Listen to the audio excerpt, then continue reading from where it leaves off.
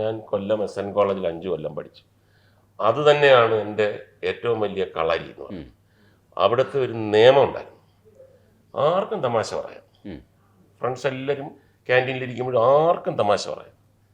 തമാശ പൊളിഞ്ഞാൽ ശിക്ഷയുണ്ട്. ശിക്ഷ എന്ന് പറഞ്ഞാൽ അടിപിടിയൊന്നുമില്ല. 3 മാസത്തേക്ക് ഇനി നീ മിണ്ടണ്ട. 3 മാസത്തേക്ക് ഇത് പറഞ്ഞപ്പോഴേ വിലക്കുള്ള ആളാണ് അവിടെ. അപ്പം ഭയങ്കര പ്രിപ്പറേഷൻ അല്ലാതെ ഒരു തമാശ പറയാൻ പാടില്ല. 2 മാസമൊക്കെ കഴിയുമ്പോഴത്തേക്ക് ചിലർ പറയും, ഒരു കാര്യം എനിക്ക് ഈ സന്ദർഭത്തിൽ റെലവൻ്റ് ആണ്, പറഞ്ഞില്ലെങ്കിൽ എനിക്ക് ശ്വാസം മുട്ടുമെന്ന് പറയുമ്പോൾ പെട്ടെന്ന് ഒരു കൗൺസിൽ കൂടിയിട്ട് പറഞ്ഞു, പാവം ഇങ്ങനെയൊക്കെ പറയുന്നില്ലേ, എഴുതാ നോക്കട്ടെ, വായിച്ചതിന് ശേഷം തീരുമാനിക്കാം. ഇതൊക്കെ അതിനകത്ത് ഹ്യൂമർ ഉണ്ടെങ്കിലും നമ്മൾ അറിയാതെ ഒരു വലിയ ഒരു എക്സ്പീരിയൻസ് ആണ്. അപ്പൊ അനാവശ്യമായിട്ട് എവിടെയെങ്കിലും പോയി തമാശ പറഞ്ഞ് ചീറ്റി കഴിഞ്ഞാൽ ശിക്ഷയുണ്ട്, കൊല്ലത്തെ ശിക്ഷയുണ്ട്. മുകേഷ് ചേട്ടൻ്റെ സിനിമകളിലെ ക്യാരക്ടേഴ്സിൽ ഏറ്റവും എനിക്ക് ഇഷ്ടപ്പെട്ടത് രാമഭദ്രനാണ്, നമ്മുടെ ഗോഡ് ഫാദറിൽ.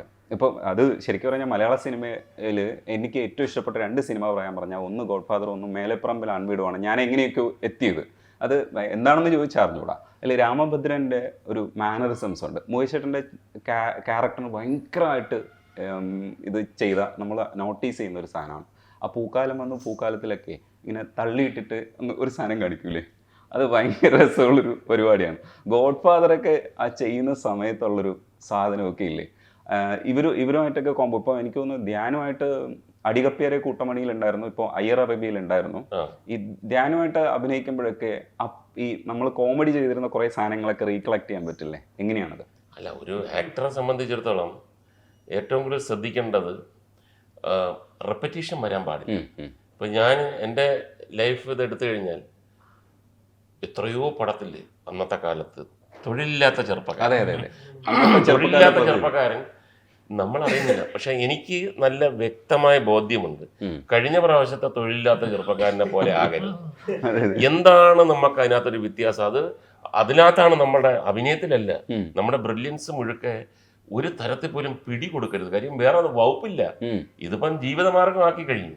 ഇത് എനിക്ക് വേണ്ട, നല്ലത് വരട്ടെ എന്ന് പറഞ്ഞു കഴിഞ്ഞാൽ വന്നില്ലെങ്കിലോ. അപ്പൊ പിന്നെ അങ്ങനെ ആൾക്കാർക്ക് മനസ്സിലായി തുടങ്ങി, ഇതും തൊഴിലില്ലാത്ത ചെറുപ്പക്കാരൻ തന്നെ എന്ന് പറഞ്ഞപ്പോൾ നമ്മള് ടോട്ടലായിട്ട് തൊഴിലില്ലാത്ത ചെറുപ്പക്കാരൻ്റെ കഥ ഞങ്ങൾ കേൾക്കുന്നില്ല. അപ്പോഴാണ് ഹരികർണകർ ഗ്രൂപ്പ് 4 പേര്. കുറെ നാൾ കഴിഞ്ഞപ്പോഴത്തേക്ക് ഇത് ആൾക്കാർ ശ്രദ്ധിച്ചു തുടങ്ങി.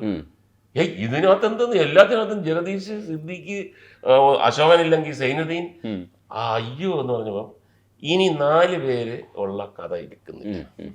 ഒന്നേ വന്നവര് 4 പേരില്ല കേട്ടോ, ഞങ്ങൾക്ക് മനസ്സിലായി അത് ബോറടിക്കുന്നു. പിന്നെ എന്താ കഥ? 3 പേര്. പള്ളി പോയി പറഞ്ഞു, ഒരാളെ വെട്ടി കുറച്ചിട്ട് കൊണ്ടുവന്നിരിക്കുന്നത്.